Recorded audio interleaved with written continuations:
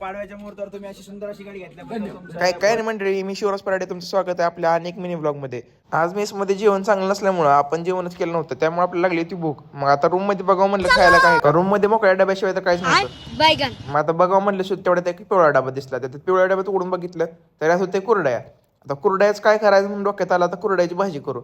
आता कुरड्याची भाजी करणं म्हणजे लई सोपी गोष्ट आहे. जर तुम्हाला माहित नसेल तर मी तुम्हाला आज कुरड्याची भाजी करून दाखवणार आहे. सगळ्यात पहिल्यांदा 2-3 कांदा कापून घेतला. आता कांदा कापताना नीट बरं का, सुरीतनं बोट वाचली पाहिजे. काय कांदा कापला इकडे तोपर्यंत कुरडई टाकली भिजायला, कारण कुरडई जास्त भिजवू नका, नाहीतर भिजली की ती गाळ होईल. कांदा चांगला परतून घेतला आणि त्यामध्ये टाकला मटन मसाला, लाल तिखट, हळद आणि मीठ, आणि हे सगळं एकदम मिक्स करून घेतलं. आता मटन मसाला तुम्ही नक्की टाका, कारण मटन मसाल्यामुळे एकदम खमंग अशी चव येते. मग आता परतून घेतलं की सगळी झाली आपली, थोडी वाफवली थोड्या वेळ. मग काय बसलो जेवायला. मग जेव्हा बसायच्या आधी म्हणलं सगळ्यांना विचारावं कोणाला जेवायचं का, तर ह्यांना कोणाला जेवायचं नव्हतं.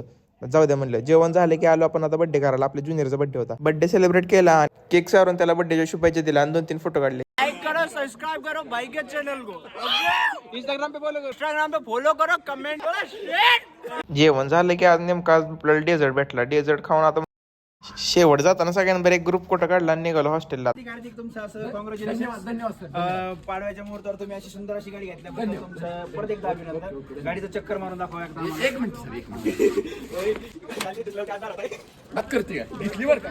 व्हिडिओ कसा वाटला कमेंट मध्ये सांगा ना. आपल्या अकाउंटला फॉलो करून घ्या. धन्यवाद.